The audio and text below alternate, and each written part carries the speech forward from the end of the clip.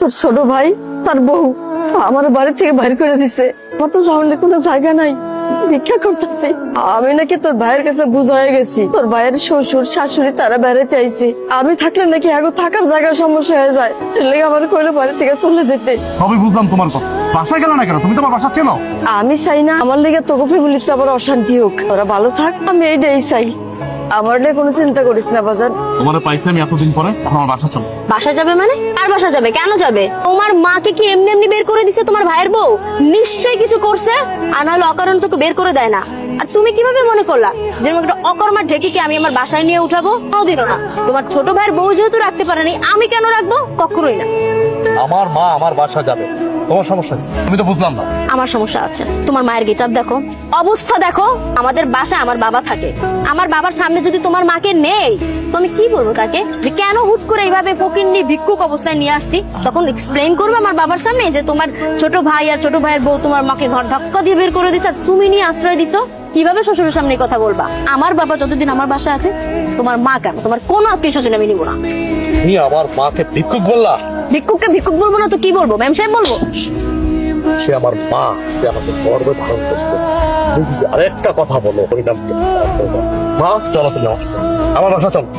আমি দোয়া করি তোরা ভালো থাক, আমার জন্য অশান্তি দরকার নাই, ভালো থাক বাবা। মা মা, তোমার এত বড় সাহস, তুমি রাস্তাঘাটে আমার গায়ে হাত তুলছো, তাও আবার তোমার ওই গরিব ফকিন্নি মার জন্য। দেখো, মুখে লাগাম দাও, আমি বলতেছি মুখে লাগাম দাও। তুমি আমার মাকে আজে বাজে কথা বলছো, এই জন্য আমি তোমার গায়ে হাত দিচ্ছি। আমি কি মিথ্যা কিছু বলছি? হ্যাঁ, যা সত্যি আমি তাই বলছি। তোমার মা তো একটা অলক্ষী। তোমার মা যদি এতই ভালো হতো তাহলে তোমার ছোট ভাইয়ের কাছে টিকতে পারলো না কেন? সেটাও তো তার ছেলে। তোমার ছোট ভাইয়ের বউ কেন তোমার মাকে রাস্তায় বের করে দিল? হ্যাঁ, নিশ্চয়ই কোন আকাম কুকাম করছে, আর না হলে চুরি করছে হয়তো বা, এই জন্যই ঘাড় ধাক্কা দিয়ে বের করে দিছে। আর তুমি কিভাবে ভাবলা এরকম একটা চোরকে আমি আমার বাসায় নিয়ে আসবো? তাহলে আমি এক কাজ করি, তুমি আমার মাকে আজে বাজে কথা বলার আগে, তোমার বাপ তো আমাদের বাড়িতে থাকে তাই না, আমার কাছে থাকে, শ্বশুর বাড়ি থাকে। তোমার বাপ তো একটা নির্লজ্জ বেহায়া। এক কাজ করি, তোমার বাবাকে এই বাড়ি থেকে বের করো। তুমি কি বলছো সব? আমার বাবাকে বের করে দিবা মানে? কেন চুপ থাকবো? এখন লেগে গেছে না? এখন লেগে গেছে। নিজের বেলায় 16 আনার, পরের বেলায় 1 আনা না। শোনো, তুমি ভেবেছিও না আমি তোমাকে কখনো বলছি, এখনো বলি, কিন্তু আমার কথাটা না, এই রাস্তাঘাটে যে মহিলাটা ভিক্ষা করতেছে এটা কিন্তু আমার মা। আমি তার কারণে কিন্তু পৃথিবীতে আসছি। তুমি এত বড় বড় কথা বলতেছো। পারবে তুমি তোমার বাবাকে এই বাড়ি থেকে চলে যেতে?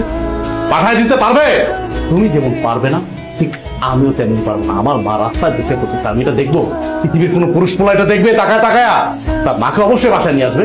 তোমার মা তোমাকে জন্ম দিলেও আমার বাবা কিন্তু তোমার মায়ের থেকেও বড় দায়িত্ব পালন করেছে। হ্যাঁ, ওই ছোটবেলা থেকে সন্তানকে বড় করা এটা আহামরি কোনো বিষয় না, কিন্তু তোমাকে কিন্তু আমার বাবা চাকরি দিয়েছিল, যার কারণে তুমি এখন পর্যন্ত এই শহরে টিকে আছো। গ্রাম থেকে উঠে আসছিলা, ভুলে গেছো তুমি? আমার বাবাকে যদি তুমি এই বাড়ি থেকে বের করে দেওয়ার কথা বলো তাহলে ওটা হলো তোমার অকৃতজ্ঞতা, বুঝতে পারছো?